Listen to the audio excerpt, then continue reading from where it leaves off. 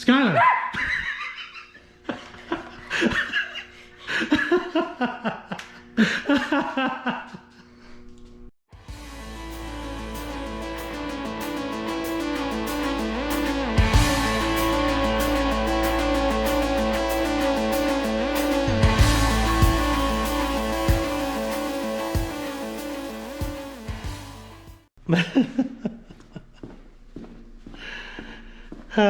I tell you what, guys, that Oculus Quest 2 is no joke.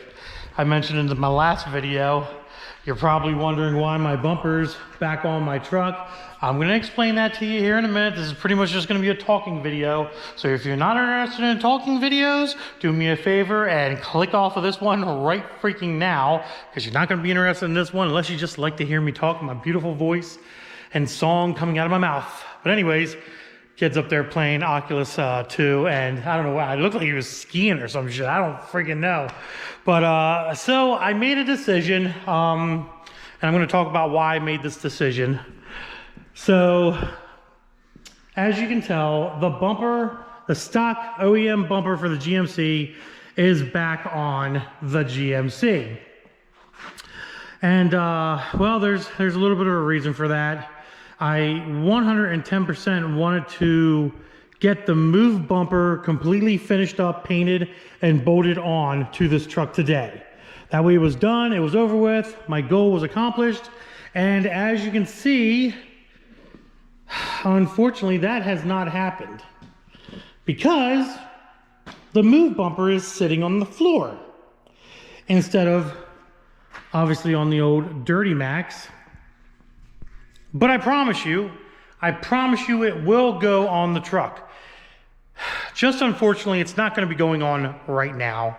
It's not going to be going on in this video. And I hope you guys understand why I'm not going to be putting it on this truck right now in this video.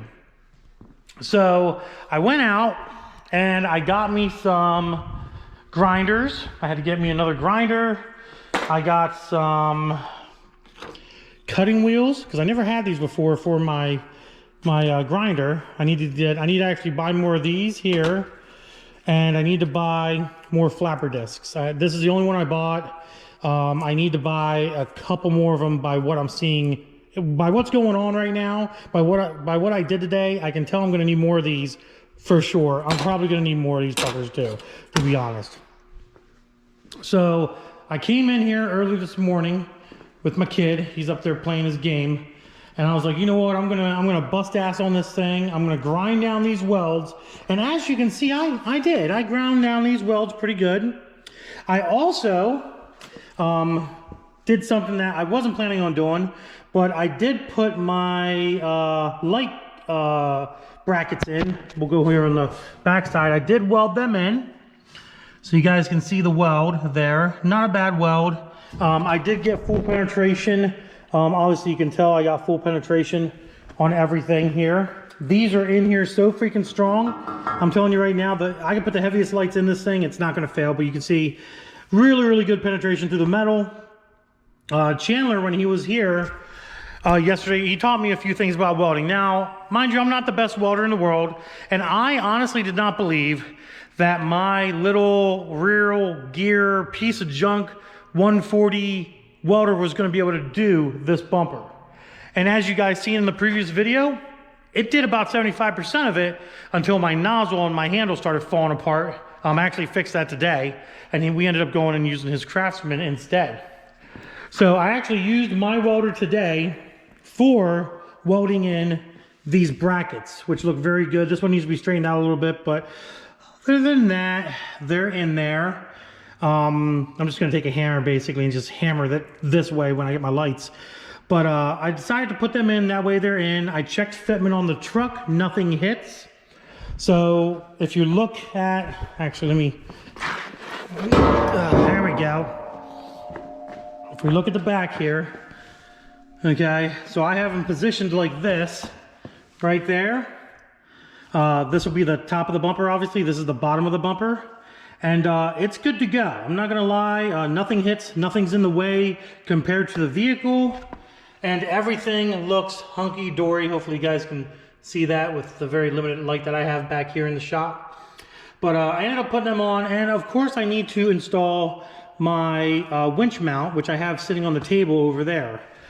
I'm going to explain to you real quick why I'm not going to put this bumper on. Ugh, it's not because I don't like it, because I do like it. But the more I thought about it, and the more I contemplated things, and as I was literally, I kid you not, grinding away at these welds, which obviously I'm gonna have to grind some more. I ended up grinding the welds, and I took my flapper disc. Now mind you, this was a complete weld right here, okay? I grinded this weld down and this weld down here on this bumper, and I flapper disced it, and it looks beautiful. It looks beautiful. Chandler did this one over here. So he did that one and showed me how to flapper disc, which I never did that before. He showed me that. I did this side today. I grinded this weld down and flapper disc it, and it turned out beautiful. And I started thinking to myself, I'm like, man, I can't rush this. I cannot rush this. As much as I'd love to rush this project, as much as I'd love to get it on the truck and make the truck look badass, I don't want to. I want to take my time. Thankfully, the welding part is all done. Now it's just a cleanup part, and the cleanup part is really what takes a lot of time. Making sure that your bumper looks like this, and this is what I want my bumper to look at right there. I want to be able to paint this thing and not see any welds on the outside whatsoever, except for the tow hooks, obviously, or the tow hooks.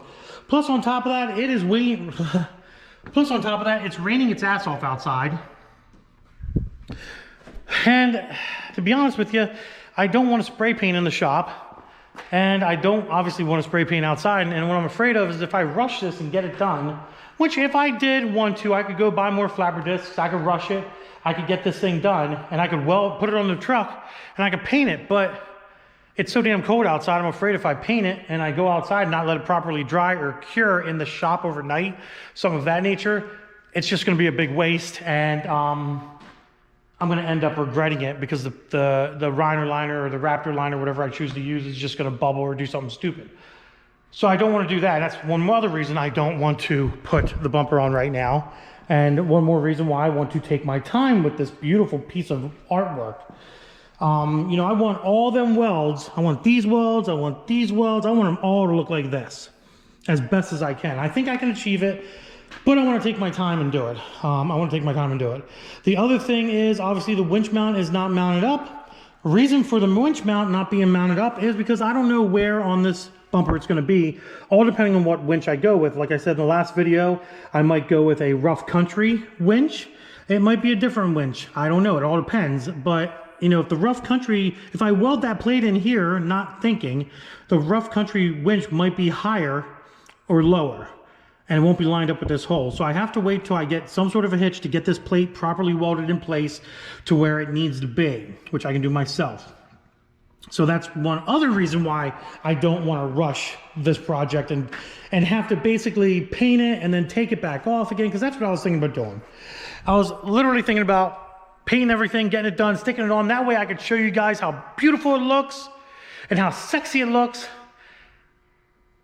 And then I'm going to have to take it back off again, grind all the paint off, or the Raptor liner, wherever I need it ground off, just to re-weld stuff again. And the more I thought about it, I was like, that is the dumbest freaking thing I could do. So that's one more reason why I didn't want to, obviously, take that, take that chance. In the previous video, I decided I didn't want to put the wing bars on. I think I'm changing my mind on that, to be honest. So I wasn't going to put the wing bars on. I was just going to leave the bull bar on and be done with it. But today, when I was here at the shop, I'm thinking about things. I'm like, man, you know what? I was like, it's here. I can weld. It's not that bad. And man, it would look cool as hell if I put that wing bar on there. Comment below. Let me know what you think. Do you think I should put this wing bar on here and weld it up and complete this whole entire system the way I ordered it? Or do you think it would look better without the wing bar? Personally, I think the wing bar kind of looks nice, to be honest. I kind of like it. So with everything else going on, with me having to grind the bumper, flapper disc the bumper, get a winch to be able to size the winch mount up, that does give me that extra time to do the wing bars as well. I don't even have fog lights yet for this thing. I'm hoping to get a set from Auxbeam here, hopefully. They make a great product, and I do want to, they have some pod lights that I'm very, very interested in, so I'm getting a hold of them to talk to them about that and stuff.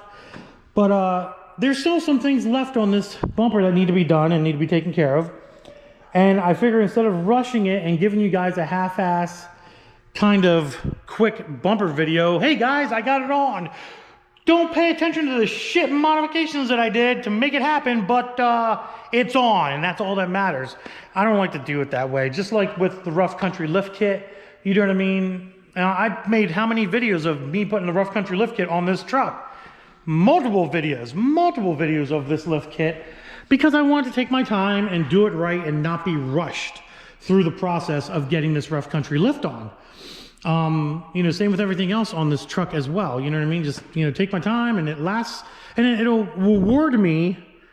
The patience will reward me with longevity of the truck lasting, and the parts that I put on the truck lasting, i.e. the rough country lift kit, bulletproof hitch, and now this awesome move bumper that I've got here. So yeah, that's the dealio, guys. That's the dealio. I think I'm just gonna wait. I think I'm gonna wait. Comment below, let me know. I mean, let me know what you guys think. Give me your opinion on what I'm talking about in this video and how you guys feel. I always like to hear what you guys are talking about and stuff like that. It definitely helps me to understand what you guys are looking for. And I think you guys, honestly, I mean, unless I'm reading you wrong here or something, I think you would be appreciative of the fact that, you know, I'm taking my time and I'm at this point so far in this video, and I'm going to take my time and do it the right way and get it done the correct way. That way it looks perfect. And that's what I want. I want a perfect looking setup. And I think it will be looking very, very perfect. Very, very perfect. Very, very perfect. So a little off topic right here, but let's go talk about good old Ghost, the Trans Am, for a couple minutes. I want to tell you what my plans are with her. I know it's been a while since you've seen her in a video, but let's go up there and take a look at Ghost. All right, guys, as you know, I also have my 98 Firebird Formula, half Trans Am with the bumpers, obviously. It is wintertime outside, and you guys are probably like, man, we really want to see this car run and race, but, you know, obviously we cannot race this car at this time because of the fact that it is wintertime. It is wintertime. Let's open the door here. This is an original 6-speed car right there. Had this thing since 2001. It is my baby, not gonna lie. A lot of the people that I've worked with, Huron Speed, Golen engines, Lunati, SPS cylinder heads, Faster Problems, good old Jeremy from Auto, BMR Suspension, all those guys, and Gentek Performance also, all those guys have parts in this car that make this thing fun and a daily. If you guys don't know this car, have not, or just basically new to my channel, basically, it does have an aftermarket 5-inch exhaust pipe in the side. Let me show you what's really going on here. So it has a Golen engine, 370 cubic inch engine with a 80mm turbo setup, 120 injectors, high performance injectors, I think is the company that makes the injectors, dual blow valves, dual wastegates, all that fun jazz, aftermarket LS3 heads and a bread box intake, and 2 450 fuel pumps. So basically with this car, and a N2MB 2-step watt box in it as well. So basically there's a few things I'd like to do with this car before summer or spring hits, honestly. One, fuel system, a proper actual fuel system. I'm currently running 6AN line with a shitty ass regulator. I need to upgrade to 8AN line, or I'd prefer to upgrade to 8AN line, and do a split to each fuel injector or fuel rail, and then have the fuel rail split and go either side of the regulator and have a return out the bottom, which is the right way to do it. I also would like to, obviously it needs dyno tuned again, need to change out the spark plugs. I'm going to be putting the NGK BR7EFs in there instead of the 9s. I think there's 9s in there right now, and it's just too cold of a plug. So it hicks up and burps and does all kinds of weird shit. The one big thing I've been wanting to do with this car is get the ABS module out of here. And the nice thing about the 98 models, if you don't know this, is the 98 models, You can ground 2 wires in this harness and it turns all your lights off inside the car for the 98 models. You cannot do that for the 99 or to 2002 models. It's impossible. But I don't have any ABS lights and brake lights on, which is freaking awesome. But I definitely want to take that module out, and I want to do a integrated proportioning valve setup and get a lot of them brake lines away from the manifold down there that you can tell they're pretty close. I basically want to clean this up a little bit and get this going good. So there's a little bit of work, not much work to do to this, but the biggest thing is the fuel system. Basically, I definitely want to go with a better fuel system, a more precise fuel system for this car.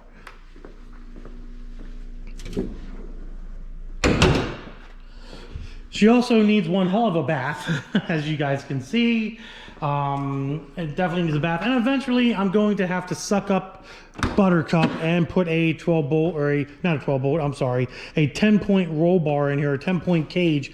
As of right now, I just got the Wolf Racecraft 6-point setup in here. I've had this chromoly setup in here for years, and Wolf Racecrafts, I mean, they make a hell of a product. I've had this cage in here, or this roll bar in here, since 2010 when I was in Pink's All Out at Maple Grove Raceway.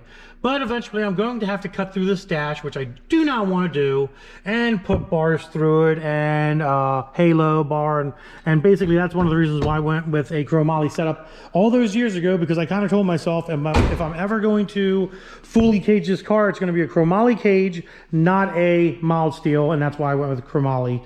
I also have to find myself a drag pack with wheels and tires. I'm not sure what I'm going to do there. Sounds like a lot that needs to be done, obviously, before spring comes, but I mean, I'll try to get some of it done. Either way, this car will be at the drag strip racing. I'm gonna at least do the bare minimum to get it to that point. It runs right now, so it's fine right now. It just needs a little bit of work and some dyno tuning. But if I can get some rear wheels for it, like 15x10s with some drag radials on the back, or some Mickey Thompson ET Street bias plies, I can run this thing down to Cecil or Maple Grove or wherever I want to go drag strip wise and really have some fun with it still. And it won't be the fastest thing in the world, but I mean, it'll still get up and go. So I do want to race this car, and I definitely want to make a lot of footage of racing this car, because I know you guys did enjoy a lot of that footage back in the day when I was drag racing this car, and it's been a long time since I've drag raced this car. Obviously, you will be seeing a dyno video about this thing as well. I'm hoping to be close to the 1,030 horsepower that I made before and 972 torque at the wheels. Maybe on 21 pounds of boost again, but I don't know, who knows. Until I can get to Keith's pit stop and put it on the rollers, we won't know what it's going to do. Maybe it'll do 850, maybe it'll do 900, but that's okay with me as well. I am not going to be running E85 or methanol injection this season. Maybe meth, but not E. I just had too much bad luck with E, wasn't a big fan, so probably not going to run E. But yeah, guys, that's pretty much the update on Ghost. And that's pretty much the end of the video. Just wanted to explain why that bumper's not on and give you a little update on what I'm doing with the race car here as well. So hope you guys enjoyed the video. If you did, do me a huge favor.